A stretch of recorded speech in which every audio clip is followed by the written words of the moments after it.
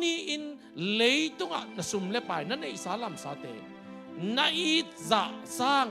pasian na it zokele to pa to ki po thelo na zi sang pasian na it zokele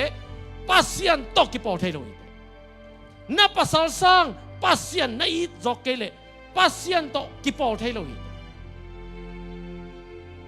na Paul pi sang Hosena mission church sang pasien na it zokele to pato ki po thelo praise the Lord hallelujah na pasta pau na it sang pasien na it zokele to pato ki po thelo